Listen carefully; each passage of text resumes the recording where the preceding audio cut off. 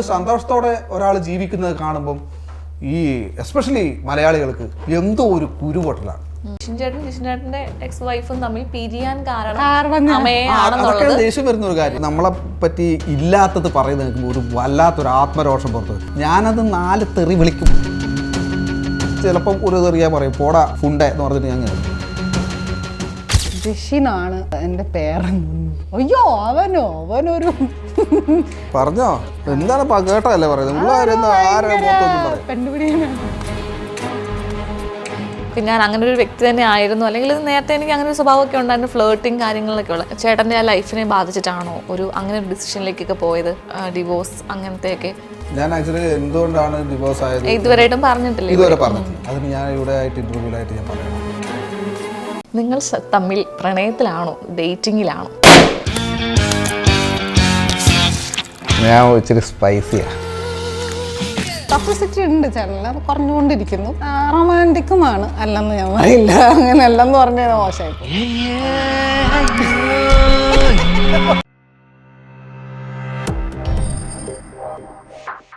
നമ്മളെല്ലാ മലയാളി പ്രേക്ഷകരുടെയും ഒരു സംശയമാണ്. കാരണം സോഷ്യൽ മീഡിയയിൽ ഫുള്ള് കുറച്ച് നാളുകളായിട്ട് ജിഷിൻ എപ്പോഴും സംശയമാണ്. അപ്പൊ അമ്മയെ ആൻഡ് ജിഷിൻ അവർ റിലേഷൻഷിപ്പിലാണോ, ഡേറ്റിങ്ങിലാണോ, അവർ കല്യാണം കഴിക്കാൻ പോവാണോ, പ്രണയത്തിലാണോ എന്നൊക്കെയുള്ള കുറേ ഡൗട്ടുകളുണ്ട്. അപ്പൊ നമ്മളതൊക്കെ ഈ ഒരു എപ്പിസോഡ് നമ്മുടെ ഈ ഇന്റർവ്യൂ കൊണ്ട് ക്ലാരിഫൈ ചെയ്യും. അപ്പൊ നമ്മുടെ വാലന്റൈൻസ് ഡേ ആയതുകൊണ്ട് ഞാനൊരു പ്രണയത്തിന്റെ ഒരു ക്വസ്റ്റ്യൻ തന്നെ അങ്ങ് തുടങ്ങാം. പ്രണയത്തിന് ക്വസ്റ്റ്യൻ ഒക്കെ ഉണ്ടോ? പിന്നെ അപ്പോ നമ്മള് സീരിയലിലും അല്ലെങ്കിൽ ബാക്കി വർക്കുകളിലൊക്കെ ആയിട്ട് നിങ്ങൾ ഒരുപാട് ഇന്റിമസി അല്ലെങ്കിൽ ഇതുപോലുള്ള പ്രണയങ്ങളൊക്കെ അഭിനയിച്ചിട്ടുണ്ട് അല്ലേ? പ്രണയം മുതൽ ഹാർട്ട് ബ്രേക്ക് വരെ ചെയ്ത ആളുകളാണ്. അപ്പോൾ ഒരു റിയൽ ലൈഫിൽ അമ്മയെയും ജിഷിനെ സംബന്ധിച്ച് എന്താണ് ഒരു പ്രണയം എന്ന് പറയുമ്പോൾ? ഞാൻ ആദ്യം പറഞ്ഞ പോലെ തന്നെ ആണ് ഈ പറയുന്ന ലവ് എന്ന് പറയുന്നത്. അതിൽ ഈ മുള്ളുകൾ ഉണ്ടാവാം, ഈ റോസാപ്പൂ പോലെ മനോഹരമായിരിക്കാം, അതോടൊപ്പം ഇതേപോലുള്ള ചെറിയ ചെറിയ ബുദ്ധിമുട്ടുകളും കാര്യങ്ങളും ഒക്കെ ഉണ്ടാവും. പക്ഷേ അതൊക്കെ മനസ്സിലാക്കി, പരസ്പരം മനസ്സിലാക്കി, അങ്ങോട്ടും ഇങ്ങോട്ടും മനസ്സിലാക്കിയിട്ട് പോകുന്ന ഒരു അല്ലേ എന്താ പറയുക, അതിനെയൊക്കെയാണ് പ്രണയം എന്നൊക്കെ പറയാം. അതാണ് എന്റെ പ്രണയം. അമ്മയ്ക്ക് എങ്ങനെയാണ് പ്രണയമല്ല,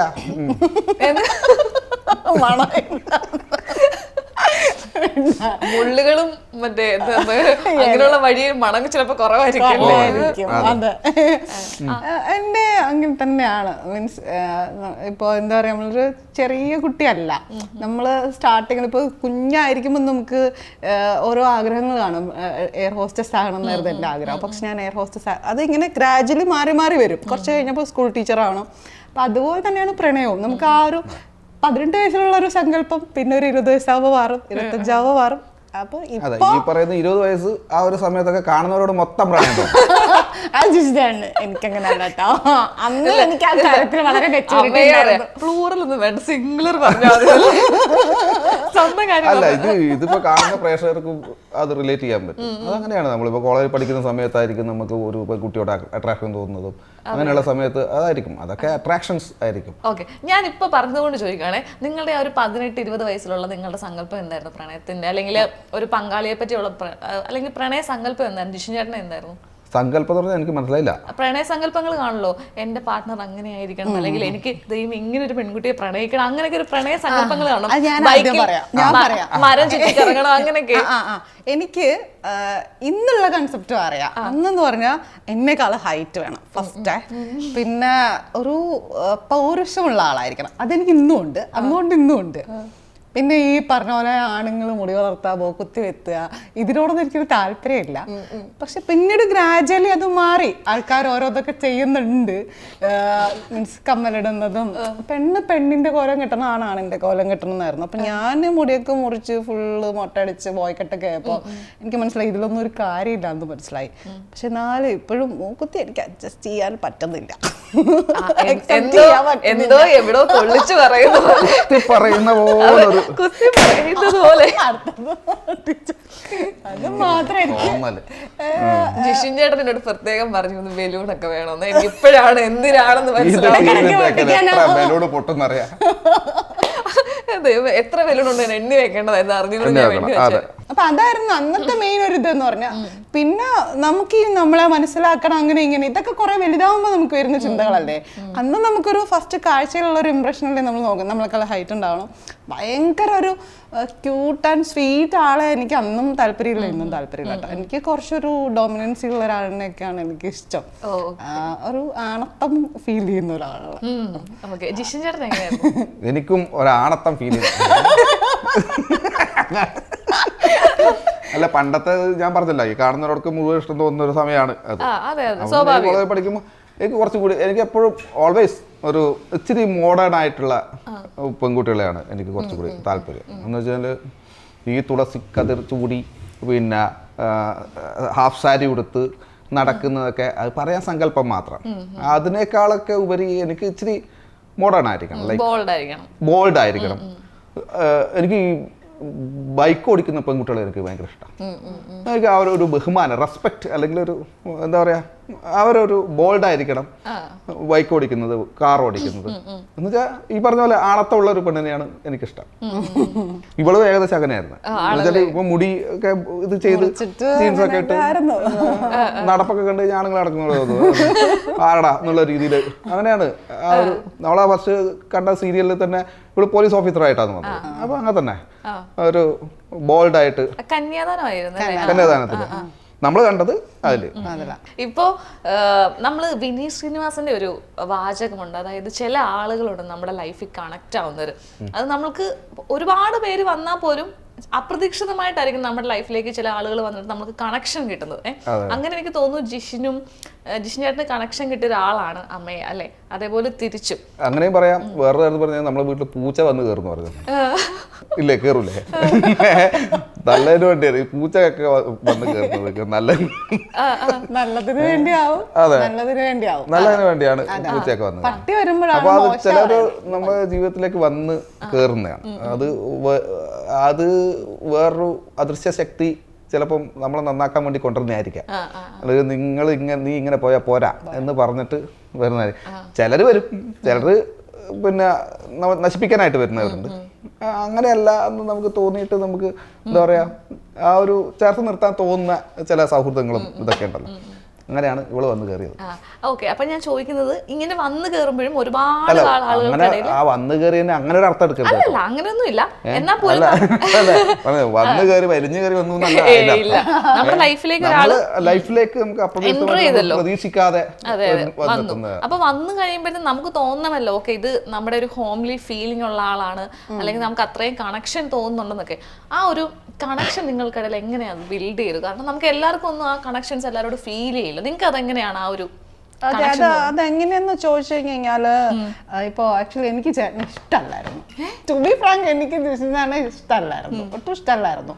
കേട്ടറിവുകൾ വെച്ച് ഒരുപാട് ഇഷ്ടക്കേടുള്ള ഒരു വ്യക്തിയായിരുന്നു. അങ്ങനെയാണ്. പിന്നെ പരിചയപ്പെട്ടപ്പോ ചേട്ടൻ തന്നെ പറയുന്നുണ്ട് ചേട്ടൻ അങ്ങനെയൊക്കെ ആണെന്ന്.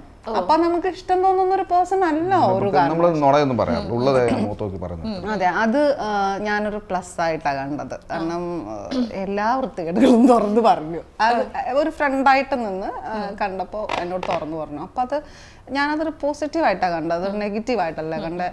നമുക്ക് തുറന്ന സംസാരം വേണം ഒരാളിനെ മനസ്സിലാക്കണമെങ്കിൽ. അപ്പോൾ ആളുടെ നെഗറ്റീവ് സൈഡ്സ് എനിക്ക് ആദ്യം തന്നെ മനസ്സിലായി. പിന്നെയാണ് ഞാൻ പോസിറ്റീവ് സൈഡ്സ് ശ്രദ്ധിച്ച് കണ്ടുപിടിക്കാൻ തുടങ്ങിയത്. അപ്പോൾ കുറെ പോസിറ്റീവ് സൈഡുകൾ ഉണ്ട്, പക്ഷെ കൂടുതലും നെഗറ്റീവ്സ് ആണ്. അപ്പൊ ഈ നെഗറ്റീവ് വന്നിട്ട് പോസിറ്റീവ് മറിഞ്ഞു കിടക്കുകയായിരുന്നു. അപ്പൊ നമ്മള് ഇപ്പൊ ഞാൻ അന്നൊരു ബെസ്റ്റ് ഫ്രണ്ട് എന്താണോ ചെയ്യണം അതേ ചെയ്തുള്ളൂ. നമ്മള് ഇപ്പോഴും തന്നെ ചേട്ടൻ്റെ ഇപ്പൊ ലാസ്റ്റ് ഇറങ്ങിയ ഇന്റർവ്യൂ കണ്ടിട്ട് എൻ്റെ അടുത്ത് കുറെ പേര് ചോദിക്കുന്നുണ്ട് എങ്ങനെ മാറ്റി, ഒരു ഫ്രണ്ടായിട്ടുള്ള അമ്മയെ കുറെ മാറ്റി എന്ന് പറയുന്നുണ്ട്. അപ്പൊ ഞാൻ പറഞ്ഞു ഞാനൊന്നും ചെയ്തില്ല. അയാളിൽ തന്നെ ഉള്ള പോസിറ്റീവ്സിനെ ഒന്ന് കാണിച്ചു കൊടുക്കാൻ ഒരാൾ വേണമല്ലോ, അതിനെ പറഞ്ഞു മനസ്സിലാക്കി കൊടുക്കാൻ. പിന്നെ ഇപ്പൊ തന്നെ ഞാനും ചേട്ടൻ ഇത്ര കമ്പനി ആണെങ്കിലും ചേട്ടൻ ചില കാര്യങ്ങൾ പറഞ്ഞാൽ എനിക്ക് മനസ്സിലാവില്ല. എന്റെ ബെസ്റ്റ് ഫ്രണ്ട് ഉണ്ട് ഷനു, എന്റെ ബെസ്റ്റ് ഫ്രണ്ട് ഉണ്ട് ഷനു, എന്റെ കൂടെ പഠിക്കുന്ന റേഞ്ചിൽ ചിന്തിക്കാനുള്ള എന്റെ ഇപ്പം ചില കാര്യങ്ങൾ എനിക്ക് കൺഫ്യൂസ്ഡ് ആവുമ്പോൾ ഞാൻ അവളടുത്ത് ചോദിക്കും. എന്നുവെച്ചാൽ എന്നെ രണ്ട് തരക്കാരാ അല്ല, എന്നെ മീൻസ് എനിക്ക് ക്ലാസ്സിന് കയറാൻ പറ്റാതാവുമ്പോൾ എൻ്റെ ആ ക്ലാസ് എനിക്ക് പഠിപ്പിച്ചു തരുന്ന പോലെ ആവണം. ചിലർക്ക് ചിലരുടെ അടുത്ത് കണക്ട് ആവാൻ പറ്റും. ഈ പറഞ്ഞ പോലെ ആ കണക്ഷൻ ഫീൽ ആണ്. ചിലർ ഇപ്പൊ ഞാനിപ്പോ പറഞ്ഞു കൊടുക്കുന്ന ഇതേ കാര്യങ്ങള് ചിലപ്പോ മുമ്പ് വേറെ പലരും പറഞ്ഞു കൊടുത്തിട്ടുണ്ടാവും.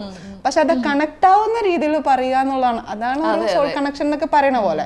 എനിക്കിപ്പോ ചില കാര്യങ്ങൾക്ക് ഞാനും ചേട്ടനും ഒക്കെ അല്ല ആ ഒരു വിഷയം നമ്മൾ ഒരുമിച്ച് ഒരേ പോയിന്റിൽ എത്തണമെന്ന് കണ്ടാ ചിലപ്പോൾ ഞാനിത് എൻ്റെ ഫ്രണ്ടിൻ്റെ അടുത്ത് ഡിസ്കസ് ചെയ്യും.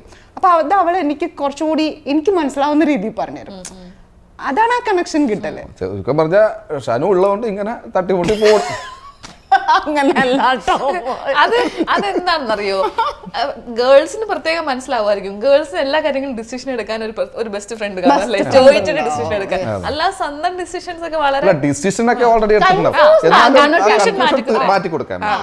ക്ലാരിറ്റി വേണമെന്നുള്ളവർക്ക്, എനിക്ക് ക്ലാരിറ്റി വേണമെന്നുള്ള ഒരാളാണ്. എനിക്കുണ്ട് കുറെ ഫ്രണ്ട്സ് ഇതേപോലെ തന്നെ വിളിച്ച് ചോദിച്ചു കഴിഞ്ഞാൽ ഉള്ള കൺഫ്യൂഷൻ കൂടി ഇറക്കിയാക്കി തരും. അതുകൊണ്ട് പിന്നെ ഞാൻ ചോദിക്കാൻ നിൽക്കാറ്. ഞാൻ എന്ത് തീരുമാനിക്കുന്നു അതാണ് എന്റെ ശരി. അത് തെറ്റാണെങ്കിലും അതാണ് എന്റെ ശരി. പിന്നെ ഞാൻ മനസ്സിലാക്കിയിടത്തോളം ജിഷൻ ചേട്ടൻ എന്ന് പറയുന്ന ഒരു വ്യക്തിനെ മനസ്സിലാക്കാൻ ഭയങ്കര പാടാ. കോംപ്ലിക്കേറ്റഡ് പേഴ്സൺ ആണല്ലേ, ഭയങ്കര കോംപ്ലിക്കേറ്റഡ് ആയിട്ടുള്ള, മനസ്സിലാക്കാനും ഭയങ്കര പാടാ. മനസ്സിലാക്കിയ സിമ്പിൾ ആണെന്ന് ഞാൻ പറയുന്നില്ല, ബട്ട് ഓക്കെയാണ് മുമ്പോട്ട് കൊണ്ടുപോവാനേ. നമ്മൾ എനിക്ക് അങ്ങനെ വലിയ കുഴപ്പമില്ല. അതായത് ഇപ്പൊ നമ്മളുടെ ഒരു ഇപ്പോഴത്തെ ഒരു ഇതെന്ന് വെച്ച് കഴിഞ്ഞാൽ നമ്മളിപ്പോൾ ഒരു 1 month ഒരു 20 days പ്രശ്നമാണെങ്കിൽ ഒരു 10 days ചിലപ്പോൾ അല്ല 20 days ഓക്കെ ആണെങ്കിൽ ഒരു 10 days പ്രശ്നം ഉണ്ടാവും. എന്ന് വെച്ച് കഴിഞ്ഞാൽ ഇടയ്ക്ക് ഭയങ്കരമായിട്ടുള്ള ആർഗ്യുമെന്റ്സ് ഒക്കെ വരും. പക്ഷെ ഞാൻ ശ്രദ്ധിക്കുന്ന ഒരു കാര്യം, അത് പിന്നീട് ചേട്ടൻ അത് ക്ലിയർ ചെയ്യുന്നുണ്ട്. നമ്മൾ പറയുന്ന കാര്യം പിന്നീട് ക്ലിയർ ചെയ്യുന്നുണ്ട്. അതാണല്ലോ വേണ്ടത്. ഞാൻ ആദ്യം ചോദിച്ച ക്വസ്റ്റ്യൻ ആൻസർ തന്നില്ല. എന്തുകൊണ്ടാണ് അമ്മയായിട്ടൊരു കണക്ഷൻ വന്നേ? അമ്മയെ പറഞ്ഞു ആൻസർ അല്ലെ, ജിഷൻ ചേട്ടൻ കാര്യങ്ങൾ പറഞ്ഞു. ജിഷൻ ചേട്ടൻ എന്താണ് ഫീൽ ചെയ്തത്? ഞാൻ അതാണ് ഒന്ന്, എനിക്ക് നല്ല കേൾവിക്കാരനാണ്. സംസാരിക്കാൻ തുടങ്ങി കഴിഞ്ഞാൽ നല്ലൊരു കഥ കേൾക്കുന്ന ഒരാള്, അല്ലെങ്കിൽ കഥയൊക്കെ കേട്ടിരിക്കാൻ ഇഷ്ടമുള്ള ഒരാളാണ്. അധികം സംസാരിക്കാൻ ചിലപ്പോൾ ഞാൻ സംസാരിച്ച് തുടങ്ങി അങ്ങനെ സംസാരിക്കും. പക്ഷെ എന്നെ കടത്തി വെട്ടിയിട്ട് ഇവള് എനിക്ക് സംസാരിക്കാൻ പോലും ഒരിടം നൽകാറില്ല. ഞാനിങ്ങനെ കേട്ട് കൊടുത്താൽ മതി. ഇങ്ങനെ ഇങ്ങനെ ഇത് ഈ സൂര്യന് താഴെയുള്ള എന്ത് വിഷയത്തെ പറ്റി ഇവള് ആധികാരികമായിട്ട് പറയും. അറിഞ്ഞിരിക്കണമെന്നൊന്നുമില്ല. പക്ഷെ ചിലതിനെ പറ്റി ഭയങ്കര ഇത് ഒക്കെയാണ്. ഈ എസ്പെഷ്യലി നടക്കാൻ പോയപ്പോ ഞാൻ ഇങ്ങനെ ഓരോ ചെടികളൊക്കെ നിനക്ക് കൃഷി വകുപ്പിൽ ഞാൻ ചോദിച്ചു നോക്കുമ്പോ ഇതാണ് ചെമ്പകം, ഇത് പിന്നെ അല്ലല്ല നിലക്കടുക്, മറ്റേ നമ്മൾ ഈ കർക്കിടക മാസത്തില് കഴിക്കില്ലേ മരുന്നുകള്. എനിക്ക് നടക്കാൻ പോകുന്ന വഴിക്ക് മുഴുവൻ ഉള്ള ചെടികളെ പറ്റിയാണ്. ഇത് ഇന്ന ചെടിയാണ്, ഇത് കൃഷ്ണൻ ഏറ്റവും ഇഷ്ടപ്പെട്ട ഇതാണ്, ഇത് ശിവൻ ഏറ്റവും ഇഷ്ടപ്പെട്ട ആരാധിക്കുന്ന പൂക്കള്, ഇതൊക്കെ ഇതിനെ പറ്റിയൊക്കെ കറക്റ്റ് ആയിട്ട് ഇതിന്റെ ഇല കണ്ടാൽ തന്നെ മനസ്സിലാവും. അതിനൊക്കെ ഒരു പിന്നെ ഇവിടുന്ന് കണ്ട് ഒരു ഇല ആ ചേച്ചിയുടെ വീടാണോ, ഞാൻ 2 ഇല പറിച്ചോട്ടെ. ഈ ഇല എന്തിനാണ്? ഇത് വെള്ളത്തിലിട്ട് തിളപ്പിച്ചിട്ട് കുടിക്കാനല്ല, കുളിക്കാൻ. ഇങ്ങനത്തെ കുറെ അറിവുകൾ. മെയില് വേദനയൊക്കെ ഉണ്ടെങ്കിൽ മാറാൻ, നമ്മളിപ്പോ വർക്ക്ഔട്ട് ചെയ്യുന്നോണ്ട് മെയില് വേദന ഉണ്ടോ അതൊക്കെ മാറാനും അങ്ങനത്തെ കുറെ അറിവുകളും കാര്യങ്ങളും ഒക്കെ ഉണ്ട്. അങ്ങനെ കുറെ അനുഭവ കഥകളും. അപ്പൊ ജിഷ്ണേട്ടൻ പറഞ്ഞിരുന്നത് എനിക്ക് എന്നെക്കാട്ടി അറിവുള്ള കുട്ടിയാണ് വേണ്ടിയിരുന്നല്ലേ? ആവശ്യമില്ല അതിനൊന്നും ഇല്ല കേട്ടോ, അത് വേറെ കാര്യം. അല്ല അത് ചേട്ടന്റെ ഭാഗങ്ങളൊന്നും എനിക്കറിയില്ല. ചേട്ടൻ കൊറേ കാര്യങ്ങൾ ജിഷൻ ചേട്ടൻ അടിപൊളിയായിരിക്കും അല്ലേ? അടിപൊളി എന്ന് വെച്ച് കഴിഞ്ഞാൽ ചേട്ടൻ ടെക്നിക്കൽ സൈഡിലൊക്കെ ചേട്ടൻ ഭയങ്കര അറിവാണ് കുറെ. പിന്നെ നല്ല നോളജ് ഉണ്ട് കേട്ടോ, സമ്മതിച്ചു കൊടുക്കണമല്ലോ. ഉണ്ട്, അത്യാവശ്യം ഒരുപാട് കാര്യങ്ങൾ, നല്ല നോളജ്. എനിക്ക് അങ്ങനെ ഞാൻ പക്ഷെ മുമ്പ് കേട്ടിട്ടുള്ള വെച്ചിട്ട് ചേട്ടനെ ഭയങ്കര മണ്ടൻ പൊട്ടൻ എന്നൊക്കെ പലരും അങ്ങനെയാണ് ഞാൻ കേട്ടേക്കണേ. ചേട്ടൻ പറഞ്ഞ ഒരു മണ്ടൻ, പക്ഷെ അങ്ങനെയൊന്നല്ല, നല്ല നോളജ് ഉള്ള ആളാ. അതെനിക്ക് എപ്പോഴും നേരത്തെ ചോദിച്ച ഇഷ്ടങ്ങളില്ലേ ആ കൂട്ടത്തിൽ എനിക്ക് നോളജ് ഉള്ള ആൾക്കാരെ ഭയങ്കര ഇഷ്ടമാണ്. ഓക്കെ, അപ്പൊ ഞാൻ നമ്മുടെ പ്രേക്ഷകരൊക്കെ അറിയാൻ ആഗ്രഹിക്കുന്ന ആ ഒരു ക്വസ്റ്റ്യൻ നിങ്ങളോട് ചോദിക്കാൻ ഞാൻ ആഗ്രഹിക്കുകയാണ്. നിങ്ങൾ തമ്മിൽ പ്രണയത്തിലാണോ ഡേറ്റിംഗിലാണോ? അടുത്തത് പൊട്ടിച്ചു. ഇനി ഞാൻ ഇവിടുന്ന് പേരിടേണ്ടി വരും. ഇത് മനഃപൂർവ്വമാണ് മനഃപൂർവ്വം കണ്ടിട്ടാണ്. പറ്റില്ല. പറയൂ ജിഷൻ ചേട്ടാ. ആള് പറയട്ടെ.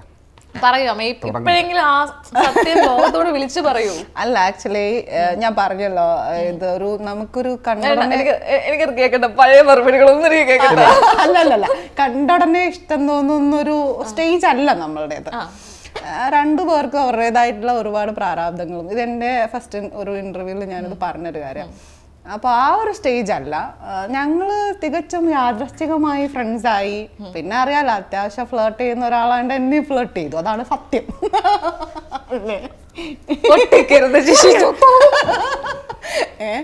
അപ്പൊ എനിക്കിത് മനസ്സിലാവുകയും ചെയ്തു, എന്നെ ഫ്ലേർട്ട് ചെയ്യുകയാണെന്നുള്ളത് എനിക്ക് മനസ്സിലായി. പക്ഷെ ഞാനൊരു എനിക്ക് ഭയങ്കര മെച്ചോറിറ്റി ഉണ്ട്, നമ്മൾ ഓൾറെഡി കേട്ടിട്ടുണ്ട്. പിന്നെ നമുക്ക് ഒരാള് നമ്മളത്തെ ബിഹേവിയറിനെ കാണുമ്പോൾ നമുക്ക് മനസ്സിലാവുമല്ലോ. അപ്പോ എന്താ പറയാ, എനിക്ക് തോന്നി അങ്ങനെ അങ്ങ് വിട്ടാ ശരിയാവില്ലല്ലോ, അങ്ങനെ മിടുക്കനാവണ്ടല്ലേ, ഇത് ഇവിടെ കൊണ്ട് അവസാനിപ്പിച്ച് കൊടുക്കണം തോന്നി. അങ്ങനെ പിന്നെ ഈ പറഞ്ഞ പോലെ കുറച്ച് ദിവസം ഫ്ലർട്ടിംഗ് ഒക്കെ കഴിഞ്ഞപ്പോഴേക്കും പിന്നെ ഒരു ഡൗട്ട് സ്റ്റേജിലൊക്കെ പോയി. അപ്പോൾ ഞാൻ പതിയെ ലൈഫിന്റെ ഓരോ പോയിന്റ്സ് ഇങ്ങനെ വെച്ചെടുക്കാൻ തുടങ്ങി. അങ്ങനെ ഒരുപാട് കാര്യങ്ങൾ നമ്മുടെ ഇടയിലുണ്ടായി. പിന്നെ ഇതിൻ്റെ ഇടയിലൊക്കെ ഒരു ഫ്രണ്ടായിട്ട് കൂടെ നിൽക്കേണ്ട സന്ദർഭത്തിലൊക്കെ നന്നായിട്ട് കൂടെ നിന്നു എന്നാണ് എൻ്റെ വിശ്വാസം. ആ ഒരു ബോണ്ടിങ് ഉണ്ടായി. അപ്പൊ ആ ഒരു ബോണ്ടിങ്ങില് ലാസ്റ്റ് നമ്മൾ തന്നെ ഒരു കൺഫ്യൂഷനിലായി, ഇതിപ്പോ ഇഷ്ടമാണോ എന്താണ്. ഞാൻ അതിനെ ഇപ്പൊ പറയുന്നത്, ഞാൻ ഈ ഇടയ്ക്ക് നോക്കിയാൽ ആക്ച്വലി ഡേറ്റിംഗിലാണ് ഞങ്ങളൊന്നും ഹൈഡ് ചെയ്യുന്നില്ല, ഞങ്ങൾ ഫോട്ടോസ് വീഡിയോസ് ഒക്കെ ഇടാറുണ്ട്. പക്ഷെ എന്തിലാണ് എന്ന് ഒരിടത്ത് നമ്മൾ പറയണമെങ്കിൽ അതിന് മുന്നേ നമ്മളൊരു കൺഫേം ചെയ്യണ്ടേ, ഒരു 2-3 ടൈംസ് എങ്കിലും നമ്മൾ തന്നെ കൺഫേം ചെയ്യണം, ഇതൊക്കെയാണ് ഇതിങ്ങനെയാണ് എന്നുള്ളത് നമ്മൾക്ക് സ്വയം ഒരു വിശ്വാസം. അപ്പൊ നമ്മള് തൊട്ട് മുമ്പ് കൊടുത്തൊരു ഇന്റർവ്യൂലൊന്നും ആ ഒരു വിശ്വാസം ഇല്ല, പക്ഷെ ഇപ്പൊ ആ ഒരു വിശ്വാസം ഉണ്ട്. എനിക്ക് ജിസിൻചാനെ ഭയങ്കര ഇഷ്ടമാണ്. ജിസിൻചാനെ ഇഷ്ടമാണോ എന്ന് എനിക്കറിയില്ല. എനിക്കും നിന്നെ ഭയങ്കര ഞാൻ കൊടുക്കരുത്, ഞാനൊരു പ്രപ്പോസൽ എന്നാ ഞാൻ ഇവരിതാ ഒഫീഷ്യലി ഇവിടെ പറഞ്ഞിരിക്കുകയാണ്, അമ്മയ്ക്ക് ജിഷൻ ചേട്ടനെ ഭയങ്കര ഇഷ്ടമാണ്, ഡേറ്റിംഗിലാണെന്ന് ഒഫീഷ്യലി നമ്മൾ ഇവിടെ റിവീൽ ചെയ്യുന്നു. അപ്പൊ ജിഷൻ ചേട്ടാ, ഞാൻ പൂവൊക്കെ തന്ന സ്ഥിതിക്ക് നിങ്ങൾ പരസ്പരം ഒന്ന് പ്രപ്പോസ് ചെയ്യും. ജിഷൻ ചേട്ടൻ അമ്മയെ ഒന്ന് പ്രപ്പോസ് എനിക്ക് പ്രപ്പോസ് എനിക്കറിയില്ല.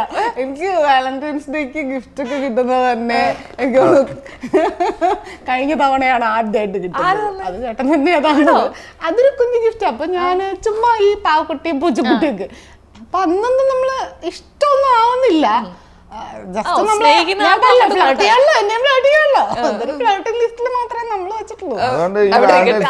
ഒന്നുമില്ല, ഈ പൂ വെച്ചൊക്കെ അഡ്ജസ്റ്റ് ചെയ്തോളാം അല്ലേ. അപ്പൊ കൊടുക്കൂ. അപ്പൊ നമ്മളിവിടെ പ്രപ്പോസ് ചെയ്യാൻ പോകുന്നു. ആ ഒരു പ്രപ്പോസ് ചെയ്യണം. സിനിമയിലൊക്കെ കാണുന്ന പ്രപ്പോസ് ചെയ്യണം. പാട്ടൊക്കെ ഇടുവോ? ബാക്ക്ഗ്രൗണ്ട് പാട്ടൊക്കെ വേണം. അപ്പൊ ഞാൻ പ്രപ്പോസ് ചെയ്യാം.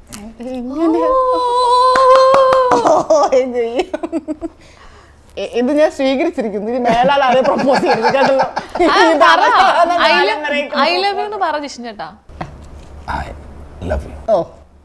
ഞാൻ നിന്നെ പ്രണയിക്കുന്നു. ഭയങ്കര പോരായിരിക്കും കേട്ടാ. നാട്ടിൽ ഇതിന്റെ അടിയിൽ വന്നിട്ട് കാമന്റിനെ കൊണ്ട് ഏറും കളിയായിരിക്കും. ഞാനൊരു ഇങ്ങനെ ഡേറ്റിങ്ങിനെ കുറിച്ചിട്ട് ഞങ്ങള് ഫസ്റ്റ് ആ ഇന്റർവ്യൂ കൊടുത്തപ്പോ ചേട്ടനും ഞാൻ ഏതാണ്ട് ഒരേ സമയത്താണ് കൊടുത്തത്. അതൊരു ക്രൂഷ്യൽ സിറ്റുവേഷനിലാണ് കൊടുത്തത്. അപ്പൊ അതിനകത്ത് അവരൊക്കെ ചോദിച്ചത് എനിക്കൊന്ന് ചേട്ടൻ ചോദിച്ചു, അത് എന്ത് സിറ്റുവേഷൻഷിപ്പാണ്? സിറ്റുവേഷൻഷിപ്പിലാണോ? പക്ഷെ സിറ്റുവേഷൻഷിപ്പിലല്ല, ഇത് ഞങ്ങൾക്ക് തന്നെ അറിയില്ല അപ്പൊ നമ്മൾ എങ്ങനെ പറയും. അപ്പൊ സിറ്റുവേഷൻഷിപ്പ് ആണോ എന്ന് അവര് ചോദിക്കേണ്ടത്. ചേട്ടനെ കുറിച്ച് അറിയാതെ ചേട്ടൻ ഒക്കെ പറയുന്നുണ്ട്. ദെൻ ഞാൻ പോയിട്ട് ഇത് എനിക്കതിൽ ചോദിച്ച കുറെ കാര്യങ്ങളൊക്കെ എനിക്ക് അറിയാമായിരുന്നു. ചേട്ടനാണെങ്കിൽ അവര് ചോദിച്ചാൽ മിക്കവാറും ഉള്ളതിനാ. പക്ഷെ സിറ്റുവേഷൻഷിപ്പ് ഒക്കെ ഞാൻ പറഞ്ഞു സിറ്റുവേഷൻഷിപ്പിലല്ല, സിറ്റുവേഷൻഷിപ്പിന്റെ ഡീറ്റെയിൽ എടുത്ത് നോക്കിയപ്പോ അതാണ് നമ്മളിന്ന് പലരും അതിന്റെ അടിയിൽ വന്ന് കമന്റ് ചെയ്യുന്നുണ്ട്. ഞാനും വിചാരിച്ചു ഞാൻ അതിലാണെന്ന്, പക്ഷെ അല്ല. കാരണം ഞാൻ ആ ഡേറ്റിങ്ങിന്റെ ഫുൾ ന്യൂ ട്രെൻഡിലുള്ള എല്ലാം നോക്കിയപ്പോ സിമ്മർ ഡേറ്റിംഗിലാണ് ഞങ്ങൾ പറയുന്നത്. സിമ്മർ ഡേറ്റിംഗ് എന്തിനാണ് ആങ്കർ പറഞ്ഞ് കുത്തി ഇരുന്നിട്ട് മൊബൈലും കയറി വെച്ചിട്ട് ഇരിക്കണത്?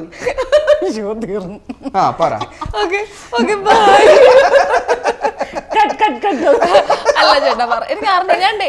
ഐ മീൻ പല പല ഡേറ്റിങ്ങിനെ പറ്റി അല്ല, ഡേറ്റിംഗ് ഡേറ്റിങ്ങിന് ഉള്ളതുകൊണ്ട് പിന്നെ ഇവര് അത് ഇതിന് പേരൊന്നും നമുക്കറിയില്ല. അതാ എല്ലാ ഡേറ്റിലും ഉണ്ടെന്ന് ഞാൻ ഇന്നത്ര ഡേറ്റ് പറ ആദ്യം.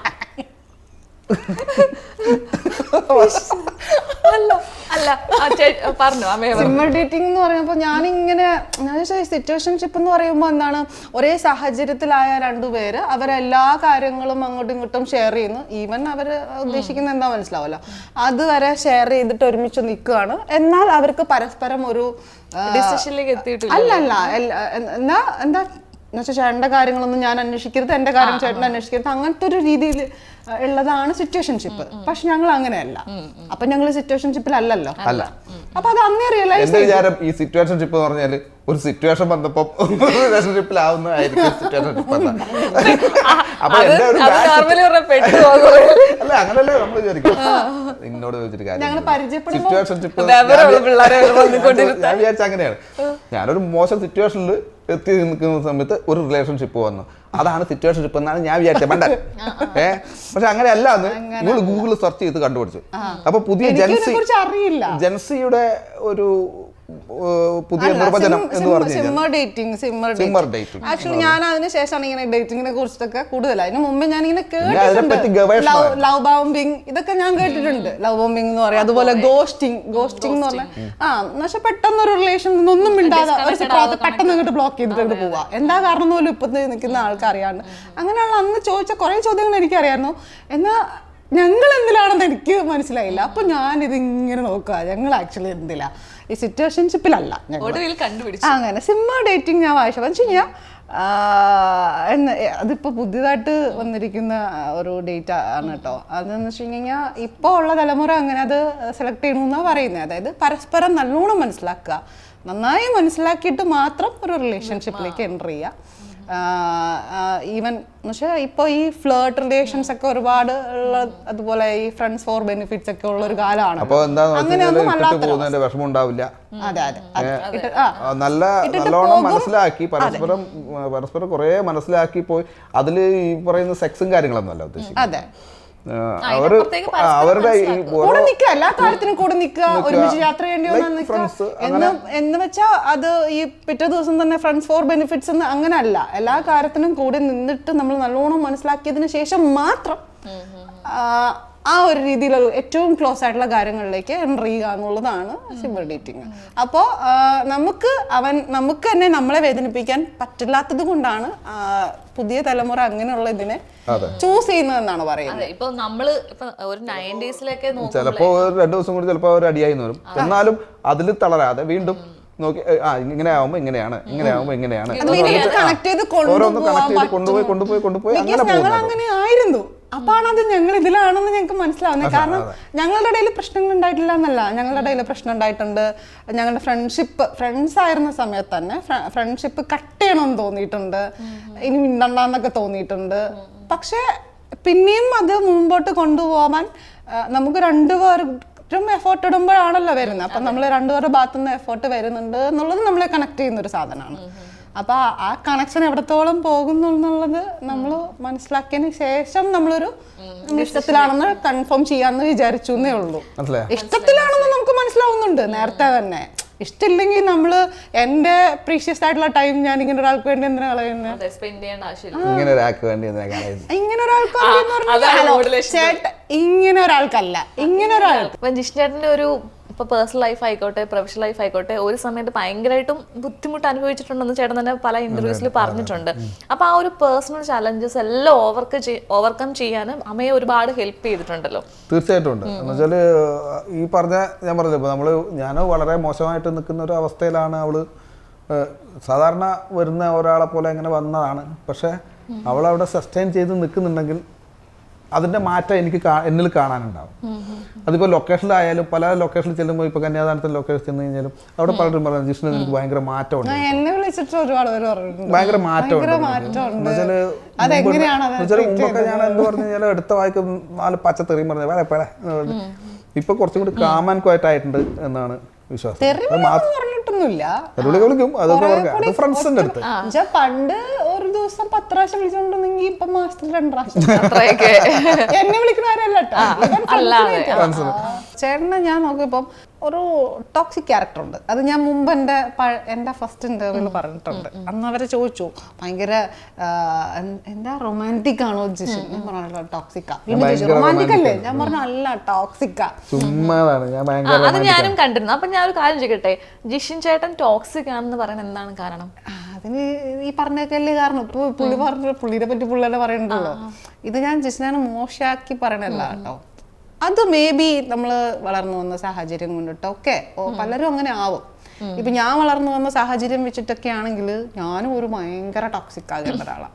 കാരണം എൻ്റെ അമ്മ ഇച്ചിരി ദേഷ്യക്കാരിയാണ്. സ്നേഹത്തോടു കൂടി സംസാരിക്കാനും പറയാനും അറിയില്ല. കേട്ടിടത്തോളം ചേട്ടൻ്റെ അച്ഛൻ അങ്ങനെയാ. അപ്പൊ അങ്ങനെയുള്ള ആൾക്കാരുടെ മക്കൾ അതുപോലെ ആ ടോക്സിസിറ്റി നമ്മളിലേക്ക് വരുമ്പോൾ നമ്മൾ അതിലപ്പുറം ടോക്സിക് ആകാണ്ട്. പക്ഷെ ഞാൻ നേരെ ഉൾട്ടയാ പോയ, എന്താ അറിയില്ല. ഞാൻ ദേഷ്യത്തിന് പകരം കാമിലേക്കാ പോയ. എനിക്ക് തോന്നുന്നു അച്ഛൻ ഭയങ്കര കാമാ. അപ്പൊ എനിക്ക് അച്ഛൻ്റെ ഒരു ഇതായിരിക്കും മേ ബി കിട്ടിയേക്കുന്നത്. അപ്പൊ ഇങ്ങനെ മനസ്സിലാക്കി ചേട്ടൻ ഈ വാശി പിടിക്കണത്, നിർബന്ധം പിടിക്കുന്നതൊക്കെ എന്തിനാ? ഞാൻ നേരത്തെ പറയല്ലേ, സൈക്കോളജി ബുക്സ് വായിക്കും. അപ്പൊ അത് ചിലപ്പോ ആ പ്രസന്റിൽ അവര് ആ വാശി പിടിക്കണ കാര്യം അവർക്ക് അങ്ങ് സമ്മതിച്ചു കൊടുക്കാം. ഇവര് മാവിൽ നോക്കിയിട്ട് ചക്കയാണെന്ന് പറഞ്ഞാൽ ചക്കയാണ്, അത് ചക്കയാണ്. അത് കഴിഞ്ഞിട്ട് ഇവരൊക്കെ കൂളാവുമ്പോ നമ്മള് പോയിട്ട് പറയാം, ചേട്ടാ മാവില് ചക്ക കായ്ക്കില്ല, അവിടെ ചക്കയല്ല മാങ്ങയാ. കാമായിട്ട് പിന്നെ പറഞ്ഞ് മനസ്സിലാക്കി കൊടുക്കും അല്ലെ. അപ്പൊ അത് ചിലപ്പോ സ്റ്റേജിലൊക്കെ അപ്പൊ ഈഗോ അനുവദിക്കില്ല. അവിടെ ഈഗോന്റെ ടോക്സിസിറ്റി ഉണ്ട്. രണ്ടും ഡേഞ്ചർ സാധനമാണ്, റിലേഷൻഷിപ്സിനെ തകർക്കുന്ന സാധനം. അപ്പൊ ഈഗോ അനുവദിക്കില്ല, ചേട്ടൻ സമ്മതിക്കില്ല. പക്ഷെ എനിക്കറിയാം ചേട്ടൻ പിന്നീട് അത് ഉൾക്കൊണ്ടോളൂ. ഞാൻ പിന്നെ വിടും. എന്നെ കുറെ വഴക്കൊക്കെ പറയും, ശരിയല്ലെന്നൊക്കെ പറയും. പക്ഷെ പിന്നീട് ഞാൻ ശ്രദ്ധിക്കും, പിന്നെ ചേട്ടൻ അത് ചെയ്യണ്ടാവില്ല. അതാണ് എനിക്കുള്ള റിസൾട്ട്. അപ്പൊ ഞാൻ ഒരു കാര്യം ചോദിക്കട്ടെ, നിങ്ങൾ രണ്ടുപേർക്ക് ഇടയിലെ പരസ്പരം ഏറ്റവും ഇഷ്ടമുള്ള കാര്യങ്ങൾ എന്തൊക്കെയാ? അമ്മയിൽ ഏറ്റവും ഇഷ്ടമുള്ള ഒരു കാര്യം എന്താ? ഏറ്റവും ഇഷ്ടമുള്ളൊരു കാര്യം പോസിറ്റീവ് ഒരു ക്വാളിറ്റി എന്നൊക്കെ പറയുന്ന അമ്മയിൽ ഏറ്റവും ക്വാളിറ്റിയേ ഉള്ളൂ. എന്നാലും ഏറ്റവും ഇഷ്ടമുള്ള ഇങ്ങനെയൊക്കെ വരുമ്പോഴേ പറയുള്ളൂ, അല്ലാതെ പറയില്ല. ഈഗോ തോലുകൊണ്ട് കുത്തിയപ്പില് പറയില്ല. അല്ല, ഇത് തന്നെ നമ്മള് പറഞ്ഞിട്ടുള്ള നമുക്കൊരു തെറ്റ് പറ്റിക്കഴിഞ്ഞാൽ അത് ചൂണ്ടിക്കാണിക്കാനും അത് തിരുത്തി കാണിച്ചു തരാനുള്ള ഒരു കഴിവുണ്ട്. അതൊരു ഭയങ്കര കഴിവാണ്. അത് പറഞ്ഞ് പറഞ്ഞ് പറഞ്ഞ് പറഞ്ഞ് പറഞ്ഞ് നമ്മളിലേക്ക് അത് എത്തിച്ചു തരാൻ വേണ്ടിയുള്ള ക്ഷമ, അത് ഭയങ്കര. അല്ലെങ്കിൽ പിന്നെ അത് കൂടെ പറഞ്ഞു കഴിഞ്ഞാൽ എന്ത് സംഭവിച്ചു കഴിഞ്ഞാലും പിന്നെ അവസാനം അത് കോംപ്രമൈസ് ചെയ്ത് അത് വിഷമമായാലും സന്തോഷമായാലും സങ്കടത്തിലായാലും അതൊന്ന് കോംപ്രമൈസ് ചെയ്ത് കൊണ്ടുവരാനുള്ളൊരു കഴിവാണ്. അത് ഭയങ്കര ക്വാളിറ്റിയാണ്. ജിഷിൻ ചേട്ടനല്ലേ ഏറ്റവും ഇഷ്ടപ്പെട്ടത്? കാരണം അവിടെ നിന്നൊക്കെ ഒരുപാട് ജേർണീസിലൂടെ കടന്നു വന്നിട്ട് ഇപ്പൊ ഇവിടെ നിൽക്കുമ്പോൾ ഇപ്പൊ ഏറ്റവും കൂടുതൽ ഒരു ക്വാളിറ്റി ആയിട്ട് ജിഷാനിൽ ഇപ്പൊ ഏറ്റവും കൂടുതലുള്ള ഒരു ക്വാളിറ്റി ജിഷാൻ അമ്മയെ ഭയങ്കര ഇഷ്ടമാണ്. അമ്മയെ സ്നേഹിക്കുന്ന ഒരു പുരുഷൻ ഒബ്വിയസ്ലി അവന്റെ പെണ്ണിനെയും സ്നേഹിക്കേണ്ടതാണ്. എൻ്റെ ഒരു കൺസെപ്റ്റിലുള്ളൊരു കാര്യമാണ്. അമ്മയെ നന്നായിട്ട് ടേക്ക് കെയർ ചെയ്യുന്ന ഒരാള്. എന്നാ ദേഷ്യം വരുമ്പോ ചേട്ടൻ അമ്മേനെയും പെണ്ണിനെയും ഒന്നും ഇഷ്ടമല്ല, അത് വേറെ കാര്യമാണ്. പക്ഷെ നോർമലി ജിഷാൻ അമ്മേനെ ഭയങ്കരമായിട്ട് നോക്കുന്ന ഒരു നല്ല മകനാണ്. അതാണ് ഞാൻ കണ്ടേക്കുന്ന ഒരു ക്വാളിറ്റി. അത് തന്നെ മതിയല്ലേ അൾട്ടിമേറ്റ്ലി. അപ്പൊ ഞാൻ പറഞ്ഞു വരുന്നത്, നമ്മൾ കുറെ കാര്യങ്ങൾ സംസാരിച്ചു. ഇപ്പോ എന്താ പറയുന്നത്, ജിഷിൻ ചേട്ടനെ പറ്റിയും അമ്മയെ പറ്റിയും ഇങ്ങനെ ഒരുപാട് തെറ്റിദ്ധാരണകളുണ്ടല്ലോ. ഇപ്പൊ നമ്മുടെ സോഷ്യൽ മീഡിയയിലാണെങ്കിലും ഓഫ് കോഴ്സ് ഇപ്പൊ അമ്മയൊക്കെ ആദ്യമായിട്ട് ധാരണകൾ ഓക്കെ. അപ്പം അമ്മയൊക്കെ ആദ്യമായിട്ടൊക്കെ കാണുന്ന ഒരാൾ പറയും ഭയങ്കര ജാടയാണ്, അങ്ങനെയൊക്കെ പറയാറുണ്ട്. ഇപ്പൊ ജിഷിൻ ചേട്ടനെ പറ്റിയാണെങ്കിലും അമ്മയെ തന്നെ പറഞ്ഞു, അതായത് ആദ്യം ഒരു സീരിയലിൽ നിന്ന് മാറിയത് തന്നെ, എനിക്കൊന്ന് മണിമുത്തം എന്ന് പറഞ്ഞ സീരിയലിൽ നിന്ന് മാറിയത് തന്നെ കാരണം ജിഷിനെ പറ്റി അറിഞ്ഞുള്ളതാണെന്ന് പറഞ്ഞിരുന്നു. അപ്പൊ ഇങ്ങനെയുള്ള കുറെ കാര്യങ്ങളുണ്ടല്ലോ നിങ്ങളെ പറ്റി അറിയുന്നത്. ശരിക്കും അന്ന് ജിഷിനെ പറ്റി കേട്ടത് എന്തൊക്കെയായിരുന്നു? കേട്ടത് എനിക്ക് അങ്ങനെ ഒരു, ഞാൻ പ്രണയവർണ്ണങ്ങൾ എന്ന് പറയുന്ന ഒരു സീരിയൽ കഴിഞ്ഞിട്ട് കെ രാജസാറിന്റെ നല്ലൊരു സീരിയലായിരുന്നു, നല്ലൊരു ക്യാരക്ടറൊക്കെ കഴിഞ്ഞിട്ട് ഇങ്ങനെ ഒരു ബ്രേക്ക് എടുക്കാന്ന് കരുതി ഇരിക്കായിരുന്നു. അപ്പൊ ഒരു 2 months ബ്രേക്ക് ആയപ്പോഴേക്കാണ് ഇത് വന്നത്. അപ്പം എൻ്റെ എക്സാം ടൈമൊക്കെ ആയപ്പോൾ ഞാൻ ചോദിച്ചു വേണ്ട, കുറച്ച് ദിവസം കൂടി ബ്രേക്ക് എടുത്തിട്ട് എക്സാമൊക്കെ കഴിഞ്ഞിട്ട് അടുത്തൊരെണ്ണം കയറാം എന്ന് ഓൾറെഡി എൻ്റെ മൈൻഡ് സെറ്റിൽ ഉണ്ടായിരുന്നു. പിന്നെ ഈ ക്യാരക്ടർ വന്നപ്പോൾ ഇങ്ങനെ ഞാൻ എൻ്റെ ഒരു ഫ്രണ്ടിൻ്റെ അടുത്ത് പറഞ്ഞു ഇങ്ങനൊരു സീരിയലിൽ നിന്ന് വന്നിട്ടുണ്ട്, ജിഷിനാണ് എൻ്റെ പേരൻ.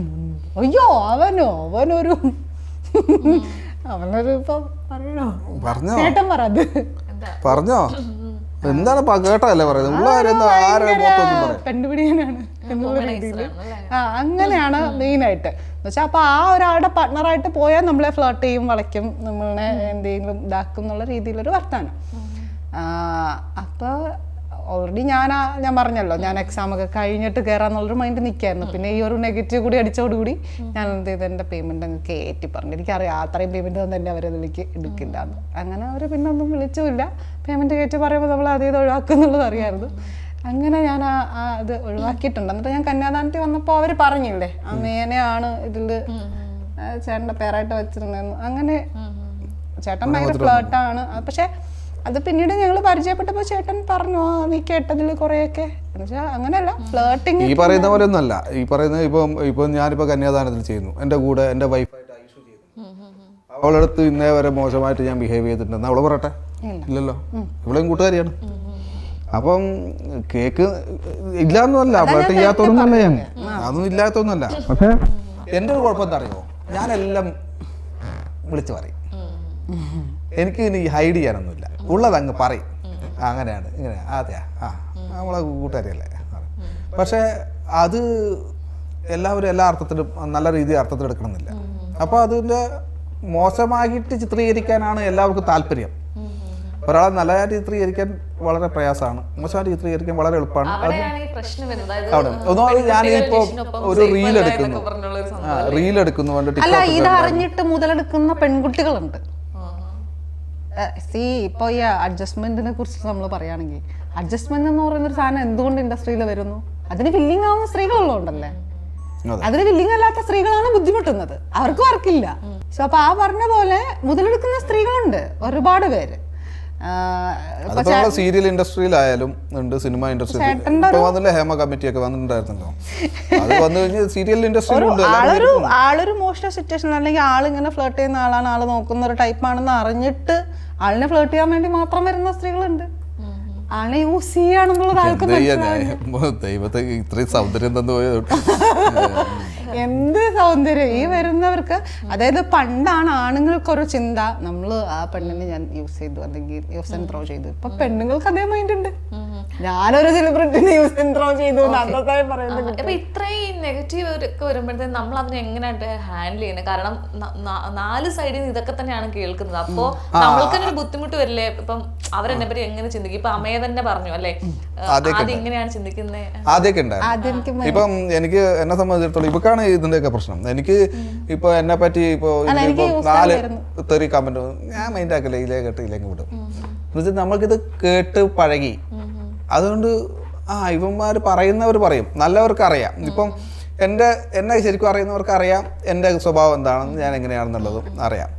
അപ്പോൾ ഈ നെഗറ്റീവ് കമൻറ്റ് പറയുന്നവർക്ക് അവർക്ക് ഒരു സുഖം. ആ നെഗറ്റീവ് കമൻറ്റ് നമ്മളെന്ത് ചെയ്യുക, കേൾക്കുക, വിടുക.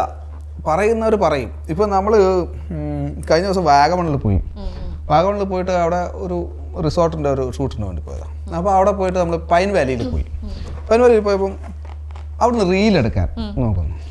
ഞാനിപ്പോൾ നമ്മൾ അടിയായി. എങ്ങനെയാ അറിയോ, അവിടെ ചെന്ന് റീലെടുക്കാൻ വേണ്ടി ഞാൻ ഇങ്ങനെ നോക്കും. റീലിൻ്റെ പാട്ട് പാടിക്കൊടുക്ക്, ഇങ്ങനെ പാട്ട് പാടി ഇങ്ങനെ നടന്ന് നമുക്ക് ഇങ്ങനെ എടുക്കാം. ഞാൻ ഇങ്ങനെ പറഞ്ഞു, നീ പുറയിലെ കൂടെ ഞാൻ നടന്നു വരുന്നു. എന്നിട്ട് അങ്ങനെ ഈ നടക്കുന്ന അങ്ങോട്ട് ഇത്ര ആൾക്കാർ നമ്മളെ തന്നെ നോക്കിക്കൊണ്ടിരിക്കും. അങ്ങനെ ചെയ്യാൻ പാടുണ്ടോ? ഞാനപ്പോ എനിക്ക് ആ ദേഷ്യം വന്നിട്ടേ, നമ്മള് ഇതിൽ അഭിനയിക്കുമല്ലേ, ഇതിൽ ആ ഫീല് കിട്ടണ്ടേ?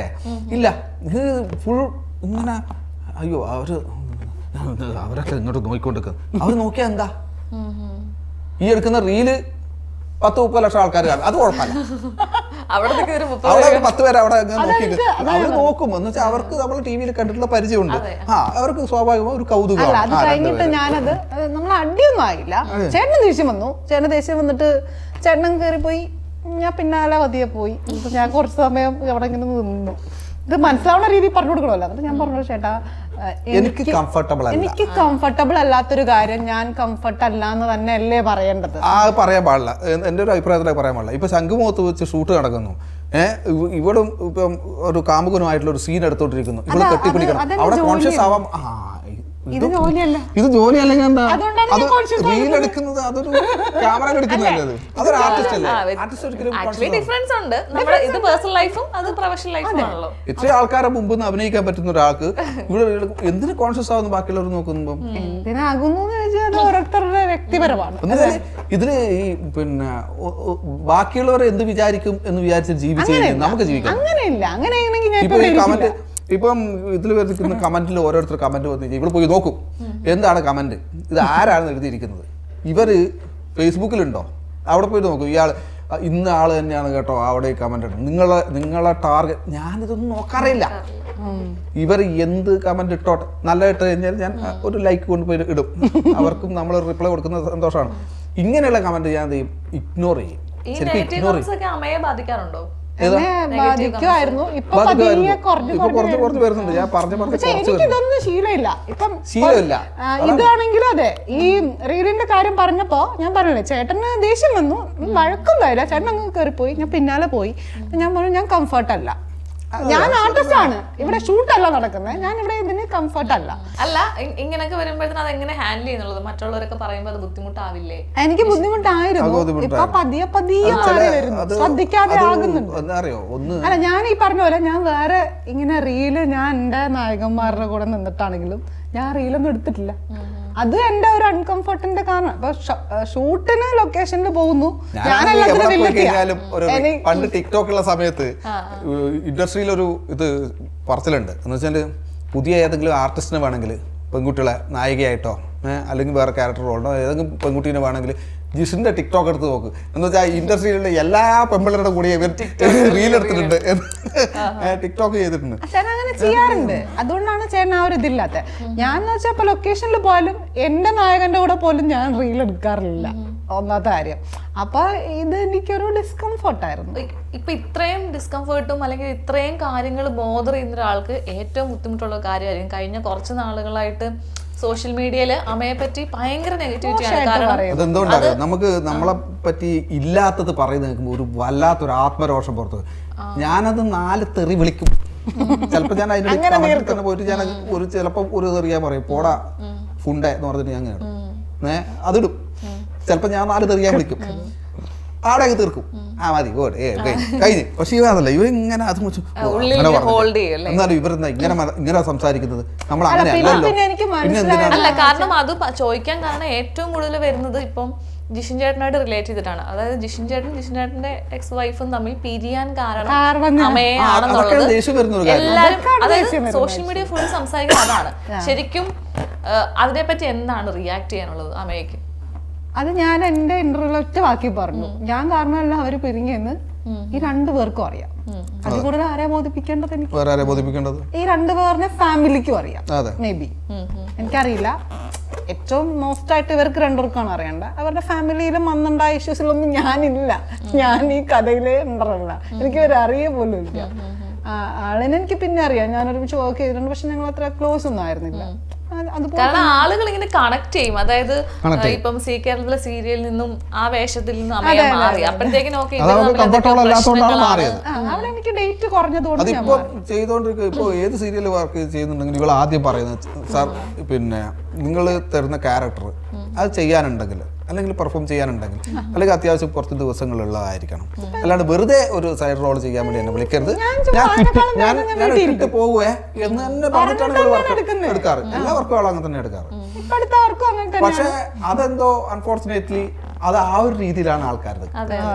ഇതൊക്കെ ഇങ്ങനെ ഹാൻഡിൽ ചെയ്യുന്നു, കാരണം ഇതിങ്ങനെ വന്നോണ്ടിരിക്കുള്ളൂ. അത് ആ സമയത്താണ് എനിക്ക്, ഞാനതല്ലേ പറഞ്ഞു, ഞാനിപ്പോ ഇൻഡസ്ട്രിയിൽ വന്നിട്ട് 7 years ആയി, ഞാൻ ഇതുവരെ ഒരു ഇന്റർവ്യൂ കൊടുത്തിരുന്നില്ല. ഇതിങ്ങനെ നെഗറ്റീവ് പോകുന്നു. നമ്മൾ കാരണം ഒരാളുടെ ഫാമിലി, ഒരാളുടെയും ഫാമിലിയും തകരുതെന്നുള്ളതാണ് നമ്മുടെ ആഗ്രഹം. ഒരാളുടെ, ഇവരുടെ എന്നല്ല, ആരുടെയും. അത്രയ്ക്ക് നമുക്ക് ഈ ലോകത്ത് ആണുങ്ങളെ കിട്ടത്തില്ലേ? ഫാമിലിയിൽ പോയി വളം വെച്ചിട്ട് തന്നെ കൊണ്ടുവരേണ്ട കാര്യമുണ്ടോ? അതിന്റെ ആവശ്യമില്ലല്ലോ.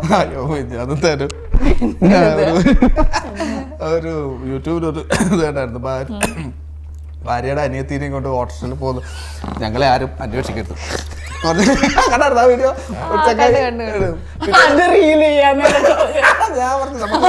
അല്ല, ഒന്നാമതേ കേൾക്കുന്നത് ജീവിതം തകർത്തവള്, ഒരു മകനെ എന്താ അനാഥമാക്കിയവൾ എന്നൊക്കെ ഒരുപാട് ഇങ്ങനെ കേൾക്കുന്നുണ്ട്. ഇനി അതിന്റെ കൂടെ ഇതുകൂടെ ചെയ്യുന്നല്ലേ ചേട്ടനാണെ വൈറലാവാൻ വേണ്ടി എന്തും ചെയ്യുന്ന ഒരാളാ. അത് വേറെ അങ്ങനെ പറയരുത്. അങ്ങനെയാണ്. അതിനടുത്തൊന്നും എന്റെ അടുത്ത് പറയാം നമുക്ക് ഇത് നല്ല കണ്ടന്റ് ആയിരുന്നു. ഞാൻ കിട്ടുന്ന കണ്ടന്റ് നമുക്ക് മാക്സിമം യൂസ് ചെയ്യണല്ലോ ഇപ്പൊ സ്റ്റാർ മാജിക് ആയാലും നമ്മൾ കൊടുക്കുന്ന കണ്ടന്റിനനുസരിച്ച് അല്ലെങ്കിൽ ഇപ്പോൾ ഈ റീലിലായാലും നമ്മൾ ഇൻസ്റ്റാഗ്രാമിൽ ഇടുന്നതിന് ഓരോ കണ്ടന്റിനാണ് ലൈക്കും ഇതും കയറുന്നത്, ആൾക്കാർ ശ്രദ്ധിക്കുന്നത് അല്ലെ. ആസ് ആൻ ആർട്ടിസ്റ്റ് നമ്മളെ എക്സ്പ്ലോർ ചെയ്യുകയാണ്, നമ്മൾ ആളുകളിലേക്ക് കൊടുത്തുകൊണ്ടിരിക്കുകയാണ് ചെയ്യുന്നത്. അല്ലാണ്ട് നമ്മളിലേക്ക് ഒതുങ്ങി കൂടി കഴിഞ്ഞ് കഴിഞ്ഞാൽ ആരും നമ്മളെ ശ്രദ്ധിക്കില്ല. നമ്മൾ ഇത് കണ്ടിട്ട് വേണ്ടേ നമ്മൾ വേറൊരാൾ അവൻ കൊള്ളാം, അവനെ ചെയ്തോ കൊള്ളാം എന്ന് പറഞ്ഞിട്ടല്ലേ നമ്മൾ ഇത് ഒരു തരത്തിൽ പറഞ്ഞു സ്വയം വിപണനം എന്ന് പറഞ്ഞു സംഭവമാണത്. പറയുന്നതൊക്കെ എന്നെ എഫക്ട് ചെയ്തിരുന്നു. പിന്നെ ഇപ്പൊ എനിക്ക് മനസ്സിലായി, ഞാൻ നേരത്തെ പറഞ്ഞ പോലത്തെ നമ്മളുടെ അനുഭവിക്കുന്ന പെയിൻ നമുക്ക് മാത്രമേ അറിയൂ, അത് ബാക്കിയുള്ളവർക്ക് അത് ബോധേഡല്ല. സോ ഇഗ്നോർ ചെയ്യാന്നുള്ളൊരു ഭാഗം ഞാനും പഠിച്ചോണ്ടിരിക്കും. ഞാൻ ഇത് ഒരു ഡിവോഴ്സ് ആയിട്ടുള്ള ഒരാള് വിഷമിച്ച് കഴിയുന്ന കാണാനായിരിക്കും ആണ് നാട്ടുകാർക്കൊക്കെ ഇഷ്ടം എന്നാണ് എനിക്ക് തോന്നുന്നത്. അങ്ങനെ ഇവരിങ്ങനെ ആയിരിക്കണം. ഇപ്പം സുധിച്ചേട്ടൻ്റെ വൈഫ് റോനു, അവള് ചെയ്യുന്ന റീൽസ് ഒക്കെ കാണും. ഞാൻ അതിന്റെ അടിയിൽ ഞാൻ നോക്കും കമന്റേ, ഡാൻസ് കളിച്ചിട്ട് ബേസിക്കലി ഒരു ഡാൻസറാണ്. അവൾ ഡാൻസ് കളിച്ചിട്ട് ഒരു വീഡിയോ ഇടുന്നുണ്ട്. ആ വീഡിയോന്റെ അടിയിൽ കമന്റ്, ഭർത്താവ് മരിച്ചിട്ട് ഇത്രയല്ലേ ആയുള്ളൂ, എന്താ ഭർത്താവ് മരിച്ചു കഴിഞ്ഞാൽ ഇവർക്ക് ഡാൻസ് കളിക്കാൻ പാടില്ലേ? എന്ത് ചിന്താഗതി! അവർ വിഷമിച്ചിരിക്കുന്നത് കാണാനാണ് ആൾക്കാർക്ക് ഇഷ്ടം. ഒരു സന്തോഷത്തോടെ ഒരാൾ ജീവിക്കുന്നത് കാണുമ്പം ഈ എസ്പെഷ്യലി മലയാളികൾക്ക് എന്തോ ഒരു കുരുപൊട്ടലാണ്. സന്തോഷത്തോടെ ജീവിക്കുകയാണെന്ന് കണ്ടു കഴിഞ്ഞാൽ സന്തോഷത്തോടെ ജീവിക്കുക, എന്നിട്ട് അതിന് പണി കൊടുക്കുക. അത് ഈ കമന്റിന്റെ രൂപത്തിൽ വരിക, ഒരു സുഖം, ഒരു മനസ്സുഖം, അത്രേ ഉള്ളൂ ഒരു കാര്യം. പക്ഷേ ഇത് മനസ്സിലാക്കി കഴിഞ്ഞാൽ നമ്മളങ്ങ് വിട്ടേക്കും. ഇവക്കുള്ള സംബന്ധിച്ചിട്ട് ഇവക്ക് അതൊരു പുതിയൊരു അനുഭവം ആയതുകൊണ്ട് ആയി വരുന്നു. എന്നാലും ഇടയ്ക്ക് ഓരോ കമന്റ്, ഏത് മുമ്പൊക്കെ ഇട്ട വീഡിയോന്റെ കടിയിൽ കാണുന്ന കമന്റ് ഇവരൊരു കമന്റ് വായിച്ചിട്ട് പോലും മനസ്സിലാവുന്നില്ല. മെസ്സേജ് ഇട്ടു. അപ്പൊ അത് ഞാൻ ഇങ്ങനെ പറഞ്ഞു, ചേട്ടാ അതേ നമ്മുടെ ഫോട്ടോക്ക് വീണ്ടും ഒരു ചൊറിഞ്ഞ മെസ്സേജ് വന്നപ്പോ ഞാൻ പോട്ടെ ഇന്നലെ അങ്ങനെ പറഞ്ഞു. ഞാനിപ്പോ ഇത് മൈൻഡ് ചെയ്യാറില്ലെന്ന്. ഞാൻ ഇപ്പം ജിഷൻ ചേട്ടനോട് ഞാൻ വ്യക്തിപരമായിട്ടൊരു കാര്യം ചോദിക്കുവാണെങ്കിൽ, അതായത് പറയാൻ പറ്റുവാണെങ്കിൽ പറഞ്ഞത് കേട്ടോ. ഇപ്പം ജിഷൻ ചേട്ടൻ ഈ ഇന്റർവ്യൂ തന്നെ പറഞ്ഞു, അതായത് ഓക്കെ ഞാൻ അങ്ങനെ ഒരു വ്യക്തി തന്നെ ആയിരുന്നു, അല്ലെങ്കിൽ നേരത്തെ എനിക്ക് അങ്ങനെ ഒരു സ്വഭാവമൊക്കെ ഉണ്ടായിരുന്നു, ഫ്ലേർട്ടിങ് കാര്യങ്ങളിലൊക്കെ ഉള്ളത്. ഇപ്പം അങ്ങനെയുള്ളൊരു കാര്യങ്ങളൊക്കെ ചേട്ടൻ്റെ ആ ലൈഫിനെ ബാധിച്ചിട്ടാണോ ഒരു അങ്ങനെ ഒരു ഡിസിഷനിലേക്കൊക്കെ പോയത് നിങ്ങൾ? ഒരു ഡിവോഴ്സ് അങ്ങനത്തെയൊക്കെ ഞാൻ ആക്ച്വലി എന്തുകൊണ്ടാണ് ഡിവോഴ്സ് ആയത് ഇതുവരെയായിട്ടും പറഞ്ഞിട്ടില്ല. ഇതുവരെ പറഞ്ഞിട്ടില്ല. അതിന് ഞാൻ ഇവിടെ ആയിട്ട് ഇന്റർവ്യൂലായിട്ട് ഞാൻ പറയണോ? അല്ല, ഞാൻ ചോദിച്ചത് അത് പറയാൻ പാടില്ല. അത് നമ്മൾ തമ്മിലുള്ള ഒരു മ്യൂച്വൽ അണ്ടർസ്റ്റാൻഡിങ്. അത് ഒരിക്കലും ഞാൻ എന്തുകൊണ്ടാണെന്നോ അല്ലെങ്കിൽ അവളെ കുറ്റം പറഞ്ഞിട്ടോ ഒരിക്കലും ഞാൻ ഒരു സ്ഥലത്ത് പറഞ്ഞിട്ടില്ല, പറയുകയില്ല. എന്നെ പറ്റി പറയുന്നുണ്ടാവും പല സ്ഥലത്തും പലതായിട്ട് പല മീഡിയയിലും വന്ന് ഇങ്ങനെ നമ്മൾ സംസാരിക്കാറുണ്ടല്ലോ. അപ്പൊ അതൊരു നമ്മൾ രണ്ടുപേരും മ്യൂച്വലി ഒരു കാര്യം തീരുമാനിച്ചിട്ടുണ്ടെങ്കിൽ അത് ചെയ്യാൻ പാടില്ല എന്ന് പറഞ്ഞ കാര്യം അത് പാടില്ല എന്ന് തന്നെയാണ്. അത് നമ്മൾ പിന്നെ പറയാൻ ശരി. റിവീൽ ചേട്ടൻ കഴിഞ്ഞ ഇന്റർവ്യൂല് കുറച്ച് കാര്യങ്ങൾ റിവീൽ ചെയ്തല്ലോ, ഇങ്ങനെ വലിക്കുമായിരുന്നു. അപ്പൊ ഇതൊക്കെ കൊണ്ടായിരിക്കും ഇട്ടിട്ട് പോയ എന്നൊക്കെ പറയുന്നുണ്ട്. മേ ബി അങ്ങനെ വിശ്വസിക്കുന്നവർ അങ്ങനെ വിശ്വസിക്കുന്നവർക്ക് ആക്ച്വലി അതിനൊക്കെ ശേഷമാണ് ഞാൻ ശരിക്കും ഒന്നാമത് എന്റെ ഈ കണ്ണ് പണ്ട് മുതലേ എനിക്ക് കേൾക്കുന്ന ഒരു ചീത്തപ്പേരാണ് കഞ്ചാവ് എന്നുവെച്ചാൽ നമ്മളെ ഈ കണ്ണ് ഒരു മയങ്ങിയ കണ്ണാണ് എന്റേത്. അപ്പൊ കണ്ടു കഴിഞ്ഞാൽ തോന്നുന്നു ഇവൻ ഫുൾ ടൈം ഇത് തന്നെയാണെന്നാണ്. എനിക്ക് വാലന്റൈൻസ് ഗിഫ്റ്റ് ഒന്നും കിട്ടിയിട്ടില്ല കേട്ടോ. അപ്പൊ എന്തായാലും രണ്ടുപേരും എനിക്ക് ഒരുപാട് സന്തോഷം, നിങ്ങൾ ഇങ്ങനെ വന്ന് സംസാരിച്ച് ഒരുപാട് കാര്യങ്ങൾ ഇങ്ങനെ സംസാരിക്കാൻ പറ്റി. എനിക്ക് ഭയങ്കര സന്തോഷം. ഇത് ഫുള്ള് ഞങ്ങള് ജയിച്ചു, ഒരടി ജയിച്ചു. അടുത്ത് വരുമ്പോ ഭയങ്കര ടഫ് ക്വസ്റ്റ്യൻ ഒക്കെ അപ്പൊ നമ്മള് ഭയങ്കര ടഫ് ടാസ്കിലൂടെ ഒക്കെ പോയിട്ട് വേണം. എനിക്കിത് വിഷയമില്ല, ഞാൻ അത്യാവശ്യം ടഫ് ടാസ്ക് സ്റ്റാർ മാജിക്കിലൊക്കെ പോകുന്നതാണ്, ജീവിതമാകുന്ന ടാസ്ക്. ഓക്കെ, അപ്പൊ എന്തായാലും എല്ലാവിധ വിശ്വസും വാലന്റൈൻസ് ഡേ വിശ്വസും എല്ലാവരും വിശ്വാസമാണ്. താങ്ക് യു സോ മച്ച് രണ്ടുപേർക്കും. Thank you. അപ്പോൾ പ്രേക്ഷകരെ, നിങ്ങൾ എല്ലാവരും ഈ പ്രണയ ദിനത്തിൽ അല്ലെങ്കിൽ ഈ വാലന്റൈൻസ് ഡേയിൽ നിങ്ങളെല്ലാവരും പ്രണയിക്കുക, പ്രണയിച്ചുകൊണ്ടേയിരിക്കുക. പ്രണയം മാത്രമായിരിക്കുന്നില്ല, സ്നേഹിക്കുക. എല്ലാവരും പരസ്പരം സ്നേഹിക്കുക. പരസ്പര വിദ്വേഷമില്ലാതെ എല്ലാവരെയും സ്നേഹിച്ച് പോയിക്കൊണ്ടിരുന്നു കഴിഞ്ഞാൽ നമ്മൾ നല്ല പോസിറ്റീവ് ആവും, പീസ് ഓഫ് മൈൻഡ് ആവും. അപ്പം ഹാപ്പി വാലന്റൈൻസ് ഡേ. ബൈ.